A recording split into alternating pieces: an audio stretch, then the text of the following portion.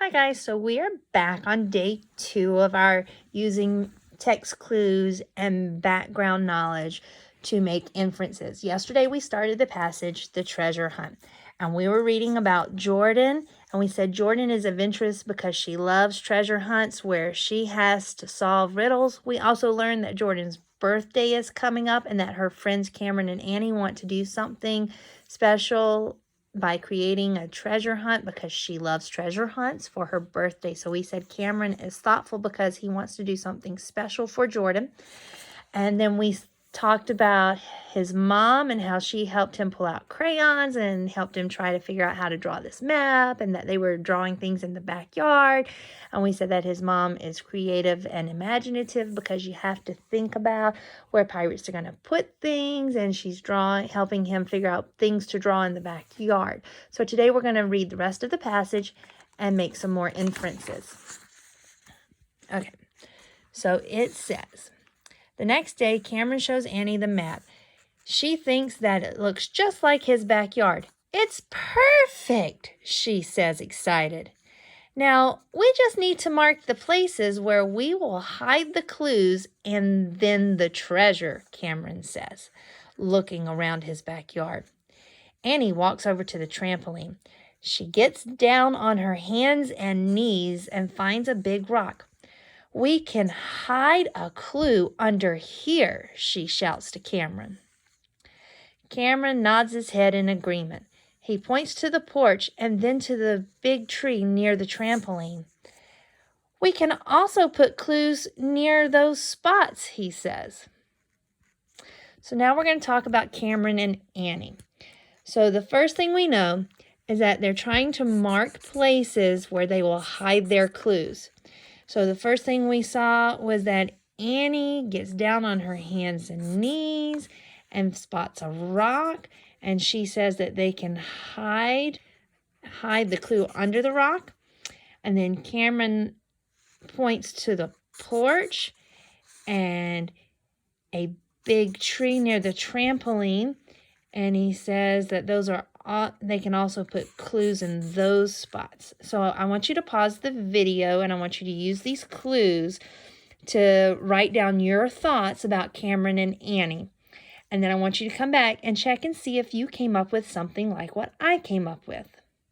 All right, go. All right, so you've returned, and I said to use these clues about Annie, where she got on her hands and knees and looked for a place to put the clues, and she found a rock and said they could put it under there. And Cameron looked at the porch and the trampoline and the trees by the trampoline and said that they could put their clues in those spots. So I'm going to say that they are clever, because I know that when Sky and I are trying to figure out how to do something, we have to use our brain power and put a lot of thought into it, because you can't just throw things together. And when Sky and I put our brains together to do that, I know that we have better ideas because we think through them further. So I'm going to say that Annie and Cameron are clever because they're putting their brains together to think through where they would hide these spots so that it becomes more like a treasure hunt. All right, let's keep reading. His mom comes outside and sees them planning the treasure hunt. Don't forget to draw the bird fountain on the map, she says. You can draw the fountain with a blue crayon so that Jordan will know that it's filled with water. I bet his mom is clever too, because I don't know if I would have thought to draw blue to show that it's filled with water. Cameron and Annie run to get the map. We can also add the rock by the trampoline so that Jordan can find the clue, Annie says. And we should draw the tree by the porch, Cameron adds. All right, so now I want you to do this. We're going to talk about Cameron, Annie, and Mom. So the mom comes outside.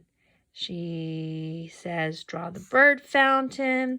She says, use a blue crayon so Jordan will know it's filled with water.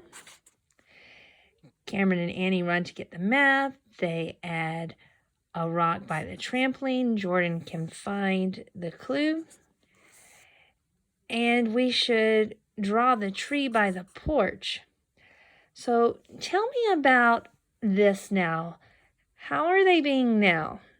Pause the video and write your thoughts down, then come back and check with mine.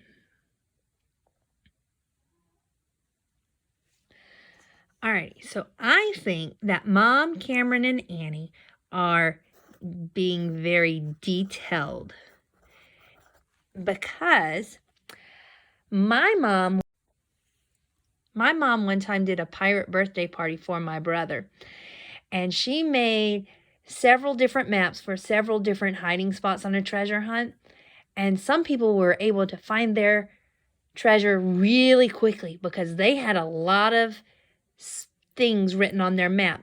Details. Those things are called details. But my uncle was in my group, and we struggled. We struggled because we didn't have as many details on our map, so it was harder to find where the clues were. So I think they are being detailed because they added a lot of clues to their map to help Annie find the clues for the treasure hunt. All right, let's keep reading. They put more on the map. Oh, see, there's more about being detailed. They put more on the map. When they finish their drawing includes everything in Cameron's backyard. They map all the shapes and kinds of land and water in the area. After they hide all the clues, 10 in total, Cameron and Annie think about the treasure. It should be a chest full of candy, Annie says. That's cool, but we could also fill a chest with pirate stuff like a compass and a pirate hat and even a message in a bottle, says Cameron. I want you to think about that line right there.